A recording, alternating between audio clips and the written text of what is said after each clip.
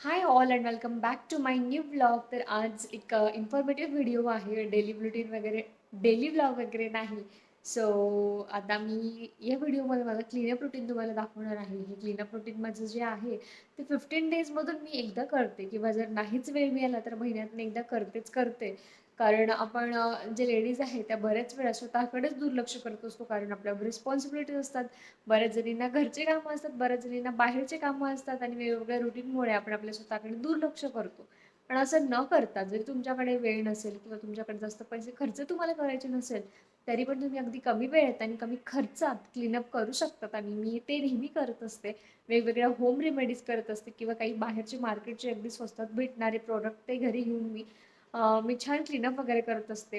So मी आज स्वतः करणार होते, म्हणजे तुमच्यासोबत पण हा व्हिडिओ शेअर करू, जेणेकरून ज्या लेडीज काहीच करत नाही किंवा ज्यांना माहीतच नाही त्यांच्यासाठी हा व्हिडिओ युजफुल ठरेल म्हणून. सो तुम्ही हा व्हिडिओ शेवटपर्यंत बघा आणि आवडला तर तुम्ही सुद्धा नक्की ट्राय करा. आणि तुम्हाला जर याचा फायदा वगैरे झाला किंवा इझी पडलं तर कमेंटमध्ये नक्की सांगा. सो आपण आता बघू की मी क्लीनअप माझं कसं करते. तर फेस क्लीनअप करण्यासाठी सगळ्यात अगोदर मी आलेले आहे सिंक समोर, जिथे मिरर आहे.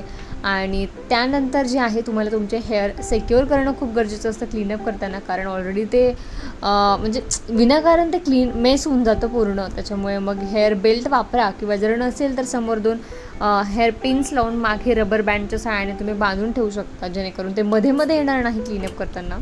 तर क्लीनअप करताना सगळ्यात अगोदर असतं आपलं फेस क्लिन्झिंग. तर इकडं फेस वॉश करण्यासाठी किंवा क्लीन्स करण्यासाठी मी माझं नेव्हियाचं जे फेस वॉश आहे ते यूज करत आहे आणि खूप छान आहे.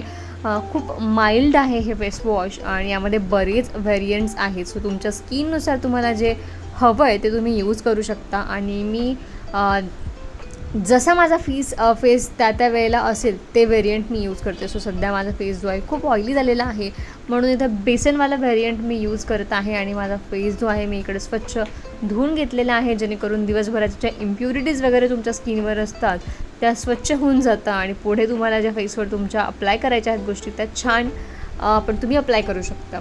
त्यानंतर सगळ्यात पहिली स्टेप स्क्रब. आणि मी बरेच दिवस झाले, म्हणजे मागील कित्येक वर्ष हेच स्क्रब मी यूज करत आहे, जे की आहे एव्हर यूजचं आणि वॉलनटवालं हे आहे, ज्यामुळे खरंच तुमच्या फेसवर खूप छान स्क्रबिंग होतं. यामध्ये जे ग्रॅन्युल्स आहे त्याच्यामुळे तुमचं स्किन एकदम असं बोलतो ना आपण मसाज पण होते आणि डेड स्किन पण निघून जाते. सो 5 मिनटासाठी आपल्याला आपल्या फेसवर सगळीकडून अशा पद्धतीने स्क्रबिंग करून घ्यायचं आहे.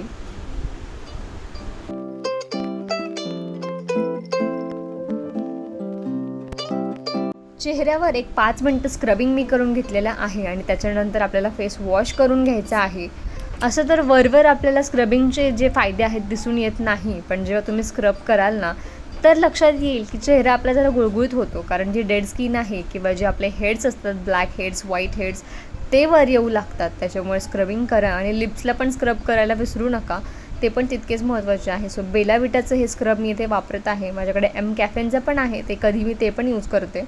सो आपण लिपस्टिक वगैरे यूज करतो आणि लिपस्टिक मॅट वगैरे यूज करतो लॉंग लास्टिंगसाठी, त्याच्यामुळे आपले लिप्स पण जे आहे ड्राय व्हायला लागतात. सो त्याच्यामुळे लिप्सला पण स्क्रबिंग करा आणि त्यामुळे आपण लिपस्टिक वगैरे जेव्हा नेक्स्ट टाईम अप्लाय करतो ना ती एकदम स्मूथली आपले लिपस्टिक लागलं जाते. अदरवाईज ते खडबड जर असेल लिप्सवर तर मग लिपस्टिक पण छान अप्लाय करता येत नाही. त्यानंतर आपली नेक्स्ट स्टेप आहे स्टीमिंग. आणि माझ्याकडे इथे स्टीमर नाही आहे, सो त्याच्यामुळे मग मी इथे देसी नुस्खा वापरत आहे. त्यासाठी पातेल्यात पाणी गरम केलं आणि वरतून टॉवेल घेऊन जे आहे मी छान थोड्या वेळ इकडे वाफ घेतलेली आहे. जोपर्यंत फेसवरून मस्त स्वेटिंग होत नाही तोपर्यंत वाफ घ्यायची आणि त्याच्यानंतर आपले जे हेड्स आहेत ते मस्त वर फुगून येतात, ते काढणं तितकंच गरजेचं आहे. अदरवाईज ह्या क्लीनअपचा काहीच फायदा नाही. एकतर तुम्ही आता इथे नोज म्हणजे इकडं हेडसाठी स्टिक वापरू शकता, जी मार्केटमध्ये इझिली अवेलेबल होते. आणि किंवा मग दुसरी ही नोज स्ट्रीप, ही पण तुम्हाला कुठल्याही मेडिकल शॉपमध्ये किंवा कॉस्मेटिक शॉपमध्ये भेटेल. माझ्या फेसवर जास्त ब्लॅक हेड्स किंवा व्हाईट हेड्स तितके नाही आहेत, फक्त थोडेसे नाकावरच व्हाईट हेड्स आहेत. त्यासाठी मी ही इकडे नोज स्ट्रीप नेहमी वापरत असते. आणि ही पण तुम्हाला डॉक्टर रॅशेल किंवा मग आणखी पण दुसऱ्या कंपनीची अवेलेबल असते. सो तुम्ही इकडं जे आहे तुम्ही मेक शुअर करा की ही स्ट्रीप लावताना तुमचं नाक ओलं असेल तर ती छान पद्धतीने चिपकल्या जाते. एक 10 मिनटं आपण आपल्या नाकावर ही स्ट्रीप ठेवायची आहे आणि मग हळूहळू आपल्याला स्ट्रीप ओढायची आहे. एकदमच काढायला गेला तर ती फाटू शकते, कारण पाण्याच्या मदतीने ती चांगली घट्ट चिपकलेली असते. सो त्याच्यामुळे आपल्याला हळूहळू काढायची आहे ही स्ट्रीप. सो इकडं मी आता स्ट्रीप काढत आहे.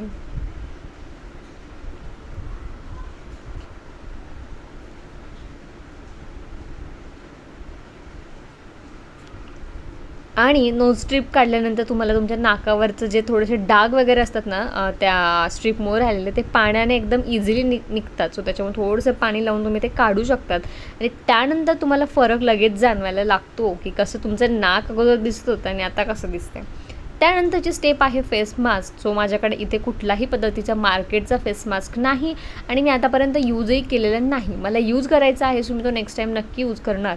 पण नेहमी मी जे आहे ना, घरीच DIY बनवून फेस मास्क वापरत असते. तुम्ही आतापर्यंतच्या व्हिडिओमध्ये पाहिलं असेल, कधी राईसचा, कधी किंवा दुसऱ्या पावडर्सचा, कधी बेसनाचा वगैरे फेस मास्क मी वापरत असते. आज जो आहे इकडं बनाना, त्यानंतर रॉ मिल्क म्हणजेच कच्चं दूध, मध आणि व्हिटॅमिन E कॅप्सूल असा मला फेस मास्क आहे. दिसायला हा थोडासा मेसी आहे, कारण त्याची जी कन्सिस्टन्सी आहे ती एकदम असं फ्लुइड बोलतो ना आपण, त्या पद्धतीचं आहे. त्याच्यामुळे थोडंसं मेसी आहे हे, पण याचे इफेक्ट खूप आहेत. सो एक 10 मिनटं आपण फेसवर ठेवायचं आणि त्याच्यानंतर छान फेस वॉश करून घ्यायचा आहे. हे जे सगळे आपण इन्ग्रेडियंट्स वापरले ना, याचं नुकसान तर काही नाही, पण फायदे खूप आहेत. जसं की आता बनाना पण आपल्या स्किनसाठी खूप छान असतो. त्यानंतर कच्चं दूध, मध किंवा व्हिटॅमिन E कॅप्सूल, ह्या सगळ्यांचे वेगवेगळे फायदे आहेत आणि एकत्रित आल्यानंतर हे अगदी उत्तम काम करतं आपल्या स्किनसाठी. सो तुम्हीसुद्धा हा जो फेस मास्क आहे ना, तो नक्की एकदा यूज करून बघा. किंवा घरी पण तांदळाचं मी एकदा दाखवलं होतं, तो सुद्धा तुम्ही यूज करू शकता. आणि मग आपल्याला टॉवेलने आपला स्वच्छ जो फेस क्लीन झाल्यानंतर ड्राय करून घ्यायचं आहे. आणि मग मी इकडे शीट मास्क वापरत आहे.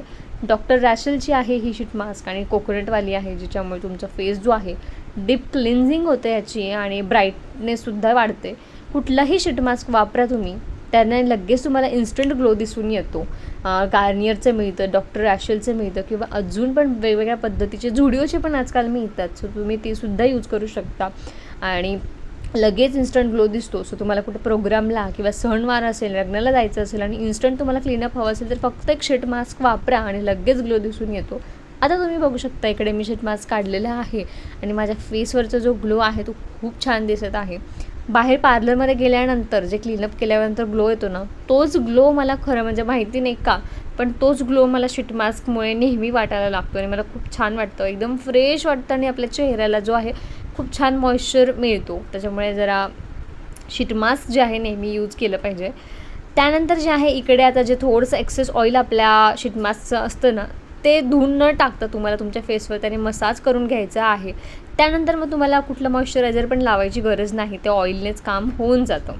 सो इकडे माझा आत्ता क्लीनअप झालेला आहे आणि तुम्हाला फेसवर अगोदरचा आणि आत्ताचा फरक जाणवत असेल की ग्लो खूप छान आलेला आहे.